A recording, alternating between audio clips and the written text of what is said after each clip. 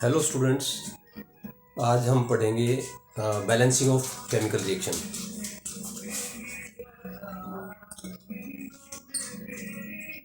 Balancing of chemical reaction.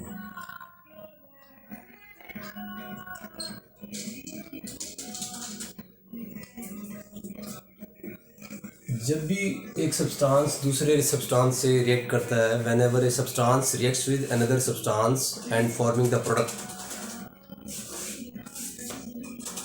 Suppose A ने reaction की B के साथ, तो क्या बना दिया, सी। तो हमें उसके लिए एक इक्वेशन लिखनी पड़ती है, उसको बोलते हैं केमिकल इक्वेशन। तो केमिकल इक्वेशन लिखने का एक रूल है कि chemical equation should be balanced.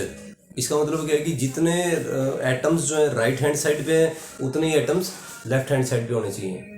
तो बैलेंसिंग इज द, इसकी एक डेफिनेशन मैं लिख देता हूँ। Balancing is the process, balancing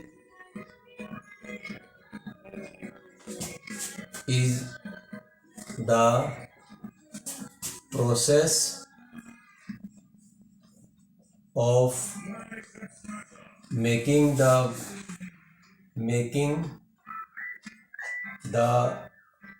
atoms on left hand side of the equation, left hand side of equation,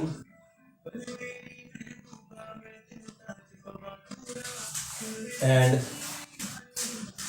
right hand side of equation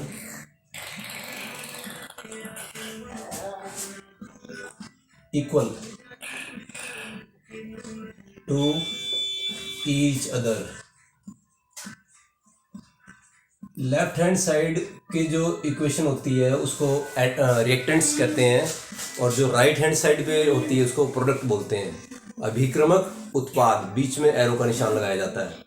तो जितने according to law of conservation of mass, जितने reactant होते हैं उतने ही product होने चाहिए। The mass of the reactant should be equal to the mass of the product.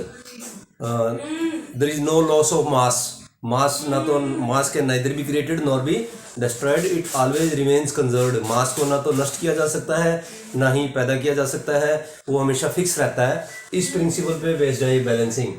Balancing is based upon the law of conservation of mass. Balancing is based upon the, it is based upon law of conservation of mass, conservation of mass। Law of conservation of mass आपको कराया हुआ है पिछले topics में कि during any physical change और chemical change mass can neither be created nor be destroyed. Mass of reactant is same as that of the product. जब भी कोई रासायनिक अभिक्रिया होती है या जब भी कोई भौतिक अभिक्रिया होती है, तो रिएक्टेंट का मास और प्रोडक्ट का मास हमेशा कैसा रहता है, सेम। तो इस चीज़ के ऊपर बेस्ड है balancing of the chemical reactions. It is very very important topic, theory point of view से काफ़ी ज़्यादा इंपॉर्टेंट है, और केमिस्ट्री में तो बैलेंसिंग तो आनी ही चाहिए। इसके लिए डिफरेंट मेथड्स हैं, बैलेंसिंग के लिए डिफरेंट मेथड्स होते हैं। हिट एंड ट्रायल मेथड है सबसे पहले, सबसे सिंपल मेथड है hit and trial method. Hit and trial method, first method is hit and trial method, and number 2 second method is partial equation method। partial equation method, partial equation method, and third is oxidation number method, oxidation number method, oxidation number method, and the fourth and the last one is ion electron method, ion electron method।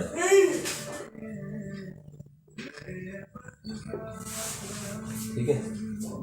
तो ये 4 method है balancing करने के। Equation को balance हम इन 4 method इसमें से किसी भी एक मेथड से कर सकते हैं। दोबारा से मैं आपको एक बार बता रहा हूँ ताकि आपके ध्यान में आ जाए। Hit and trial method, partial equation method, oxidation number method and ion electron method. ये जो 2 मेथड है ये हम इसी चैप्टर में पढ़ेंगे। ये पहले लेक्चर में, ये नेक्स्ट लेक्चर में हम इसके एग्जांपल्स भी पढ़ेंगे और मैं आपको मेथड करा दूंगा, रूल्स करा दूंगा, फिर उसके 2-3 एग्जांपल्स कराऊंगा। फिर आप घर पे आप इसकी प्रैक्टिस करेंगे। पहले हम ये करेंगे, फिर उसके बाद हम ये करेंगे। छोटे छोटे मेथड हैं लेकिन अलग अलग लेक्चर में इसलिए कराने पड़ेंगे ताकि आप प्रैक्टिस कर सकें, कन्फ्यूजन ना हो आपको। और ये दोनों मेथड्स हैं, रिडॉक्स रिएक्शंस हैं, रिडॉक्स रिएक्शंस में आएंगे। ये हम बाद में स्टडी करेंगे, जब चैप्टर में आएंगे ना उसी चैप्टर में स्टडी करेंगे। तो first of all will study the heat and trial method and partial equation method.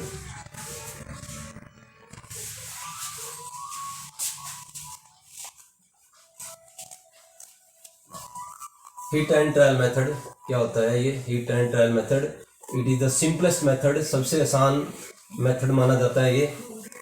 और ये छोटी क्लासेस में भी बच्चों को सिखाया जाता है। आपने 9th-10th में भी सीखा होगा इसके बारे में, हीट एंड ट्रायल मेथड। तो first method will discuss today in this lecture is hit and trial method. Hit and trial method, it is also called, इसका दूसरा नाम है ट्रायल एंड एरर मेथड। इसको ट्रायल एंड एरर मेथड भी कहते हैं। It is also called trial and error method. कोशिश कर करके बैलेंस करना, कोशिश कर करके बैलेंस करना, ठीक है। तो एक साइड पे हम रूल लिखेंगे, दूसरी साइड पे इक्वेशन लिख के उसको बैलेंस करने की कोशिश करेंगे। पहला रूल क्या है? First rule is write down the skeleton equation. ढांचा इक्वेशन लिख दो, जो भी इक्वेशन है, रा इक्वेशन है, जो भी आपको पता है इक्वेशन वो लिख दो। उसको स्केलेटन इक्वेशन बोलते हैं, ढांचा इक्वेशन, ठीक है। First rule is write down. अभी एग्जांपल की हेल्प से आपको समझाऊंगा मैं। Write down the skeleton equation, skeleton equation, write down the skeleton equation. Skeleton equation लिखते हैं, पहला रूल है। नंबर 2, सेकेंड रूल क्या है? जो भी एलिमेंट एलिमेंट्री फॉर्म में पड़ा हुआ है, जैसे O2 एलिमेंट्री फॉर्म है, H2 एलिमेंट्री फॉर्म है, N2 एलिमेंट्री फॉर्म है, तो convert them into atomic form. Convert the element atoms in the, convert the species, convert the species present in the elementary form, present in elementary form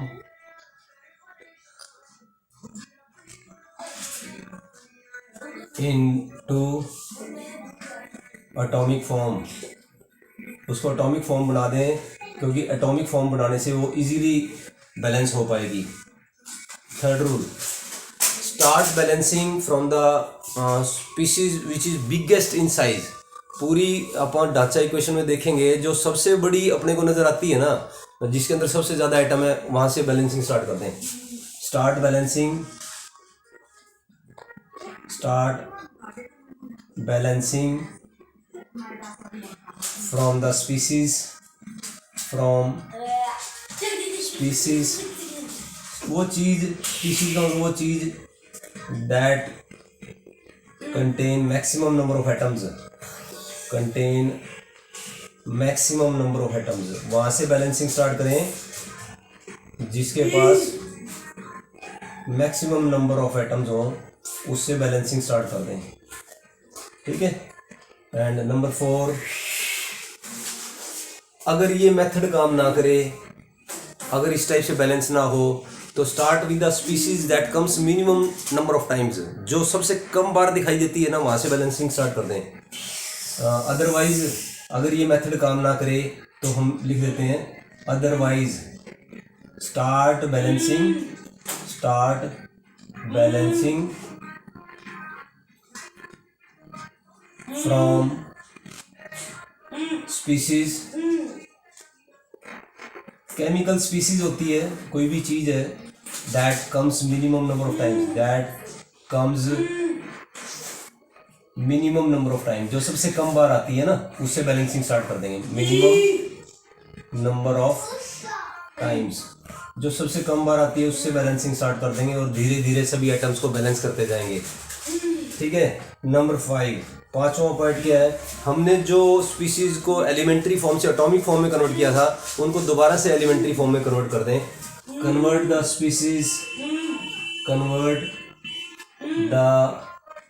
species back into elementary form.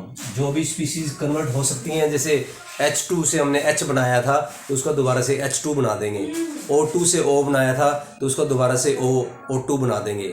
N2 से हमने N बनाया था तो उसका दोबारा से N2 बना देंगे। Convert the species back into elementary form, back into elementary form, दोबारा से उसको एलिमेंट्री फॉर्म में कन्वर्ट कर दें।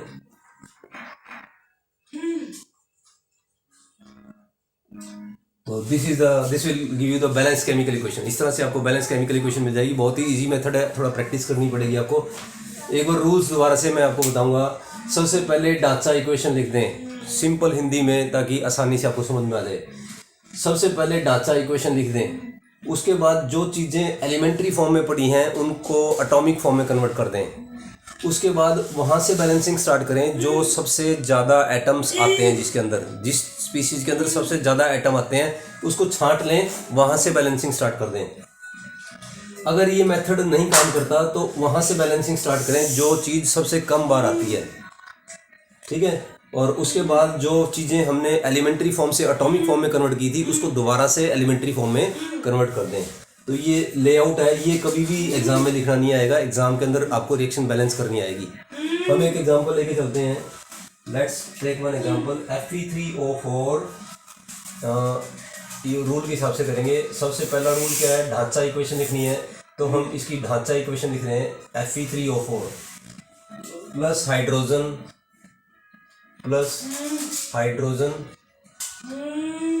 ठीक है, Fe प्लस H2O। ये क्या बनाएगा, आयरन Fe प्लस H2O।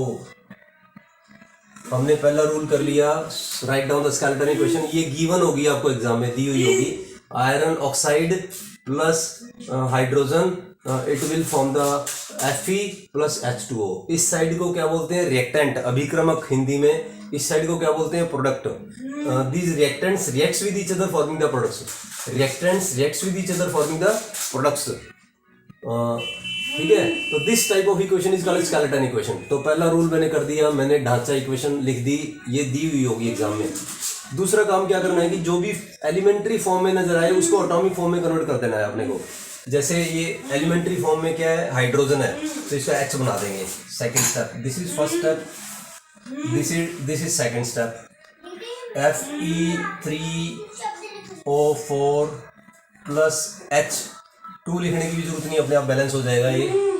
तो it will form the Fe plus H2O। हमने उसको एलिमेंट्री फॉर्म से एटॉमिक फॉर्म में कन्वर्ट कर दिया। अब हम ये देखेंगे कि सबसे ज़्यादा एटम्स किस में हैं। तीसरा स्टेप, सबसे ज़्यादा एटम है, वहाँ से बैलेंसिंग स्टार्ट करेंगे। तो सबसे ज़्यादा एटम मुझे इसमें नज़र आ रहे हैं, तो मैं इससे बैलेंसिंग स्टार्ट करूँगा।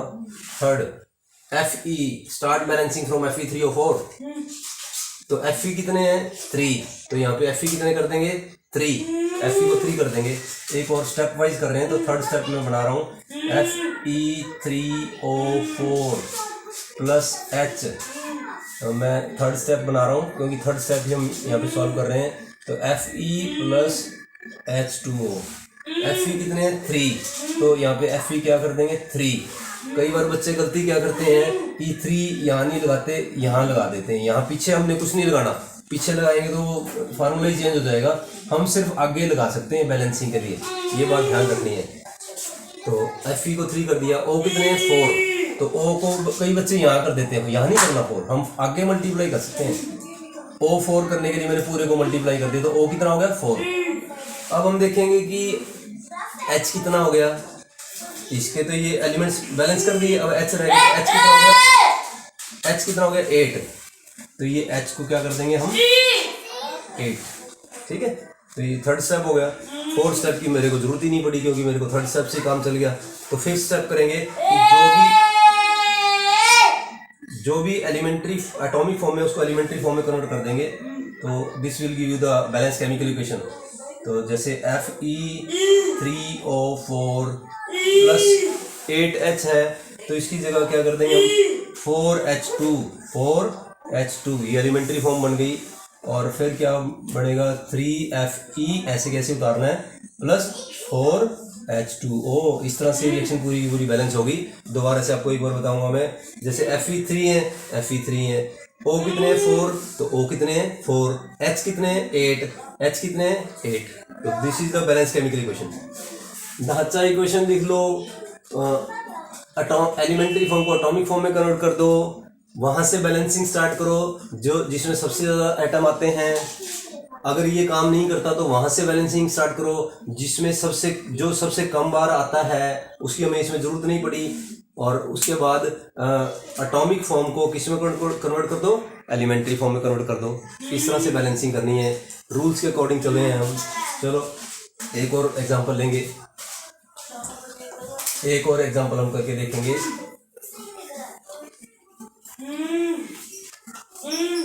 चलो लिखते हैं हम reaction C2H4 acetylene plus O2, C2H4 acetylene plus O2। बच्चों आप ट्राई करो, मेरे से पहले आप करने की कोशिश करो। तो it will form the CO2 plus H2O, it will form the CO2 plus H2O। ये मैंने क्या लिखा, ये मैंने लिखा स्केलेटन इक्वेशन, ढांचा इक्वेशन लिखी, ठीक है। मेरे से पहले करने की कोशिश करो, बड़ा मजा आएगा। This is step number 1, skeleton equation लिख ली मैंने, ढांचा इक्वेशन लिख ली। स्टेप नंबर 2 क्या करूंगा मैं, जो भी मेरे को इसमें नजर आएगा एलिमेंट्री फॉर्म में, मैं उसको किस में कन्वर्ट कर दूंगा, एटॉमिक फॉर्म में। Convert this O2 into atomic form.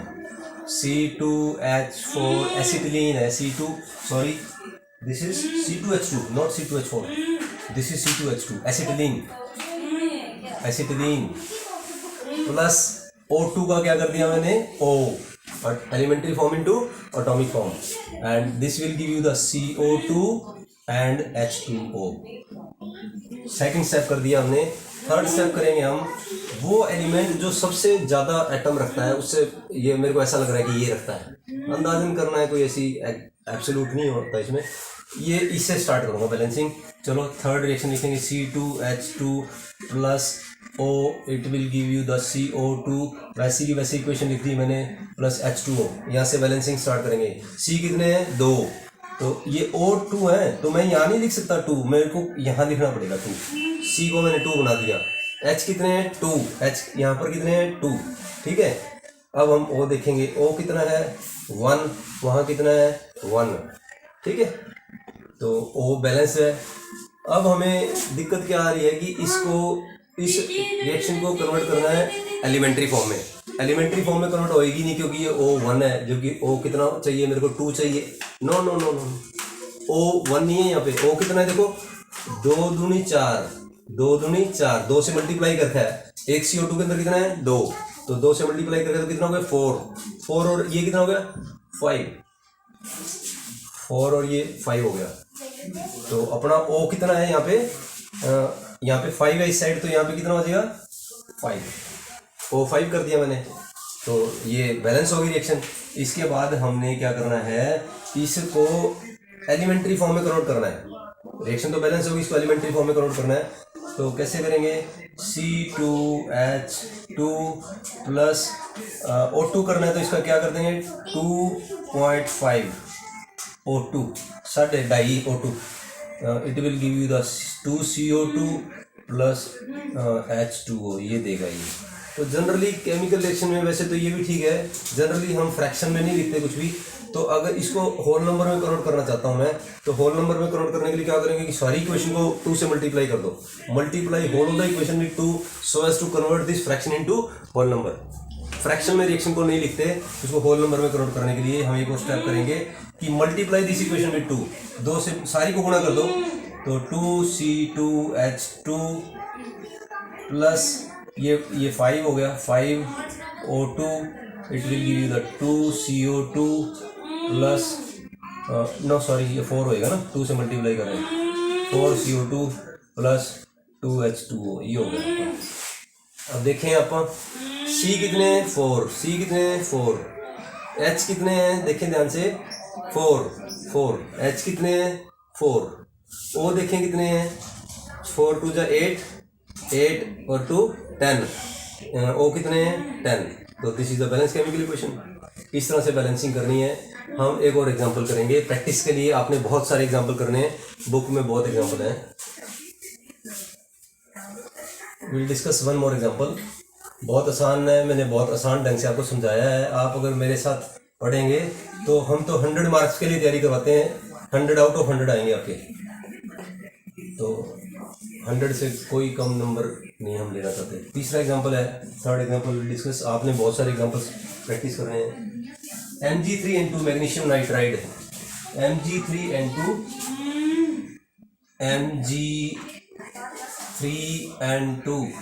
Plus water, इस रिएक्शन को बोलते हैं हाइड्रोलाइसिस रिएक्शन। मैग्नीशियम नाइट्राइड की वाटर के साथ हाइड्रोलाइसिस हो रही है, तो it will give you the ये क्या देगा आपको MgOH twice, it will give you the MgOH twice plus, इसको ट्वाइस बोलते हैं, प्लस NH3 ये देगा आपको। तो first step is done, we have written the skeleton equation लिख दी हमने, स्केलेटन ढांचा इक्वेशन हमने लिख दी। दूसरा स्टेप क्या करेंगे, कोई एलिमेंट्री स्टेप है तो हम कर देंगे, कोई एलिमेंट्री फॉर्म में नहीं है तो हमें जरूरत नहीं है सेकंड स्टेप करने की। तो तीसरा स्टेप हम करेंगे, मैं थर्ड लिख रहा हूँ क्योंकि no need to do the second step. Third step क्या है कि start balancing from the species which is having the maximum number of atoms. उससे बैलेंस स्टार्ट कर दें जिसमें सबसे ज़्यादा एटम है। इसमें भी हैं ज़्यादा, मेरे को तो इसमें लग रहे हैं, मैं तो इससे स्टार्ट कर रहा हूँ। उससे बैलेंसिंग स्टार्ट करें जिसमें सबसे ज़्यादा आइटम है। Mg3N2 एक बार सारी लिख देते हैं, ऐसी की ऐसी, प्लस H2O क्या बना देगा MgOH ट्वाइस प्लस NH3 ये बना देगा। ठीक है, अब हम इससे स्टार्ट करें। देखो Mg कितना है 3, तो यहाँ नहीं लिखना 3, इसको मल्टीप्लाई करना है 3 से 3। N कितना है 2, तो N को यहाँ नहीं लिखना 2, यहाँ आगे मल्टीप्लाई कर सकते हैं, बीच में नहीं लिख सकते हम। ठीक है, बीच में लिखेंगे तो फार्मूला गड़बड़ा देगा। अच्छा, मैंने ये कर दिया बैलेंस। अब मैं H देखता हूँ कितने हैं।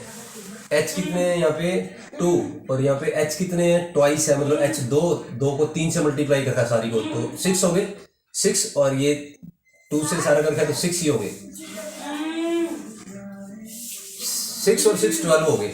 12 इसको कितने से मल्टीप्लाई करूँगी, 12 हो जाए, H 6 से मल्टीप्लाई कर दूंगा तो 12H यहाँ हो गए, 12H वहाँ है।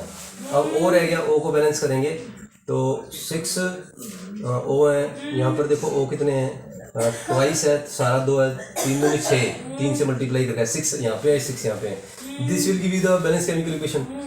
ये अपनी केमिकल इक्वेशन बैलेंस होगी। Mg3 है, Mg3 है, N कितने 2, N कितने 2, H कितने हैं देखो 3 दूनी 6, 6 और 6 12, H कितने 12, O कितने 6, O देखो कितने 6, 3 दूनी 6, ट्वाइस है ना, ट्वाइस का मतलब पूरे के 2 हैं और 3 से मल्टीप्लाइड है तो 6 है। नेक्स्ट स्टेप क्या होता है कि एलिमेंट्री एटॉमिक फॉर्म को एलिमेंट्री फॉर्म में कन्वर्ट करना है। कोई है ही नहीं ऐसा करने के लिए, तो अगला स्टेप करने की हमें जरूरत ही नहीं है। तो this is the balance chemical equation. ये बैलेंस केमिकल इक्वेशन आ गई, तो इस तरह से बैलेंस करना है हमने। This was the hit and trial method, hit and trial method. Next method हम अगले लेक्चर में डिस्कस करेंगे। Okay, thank you.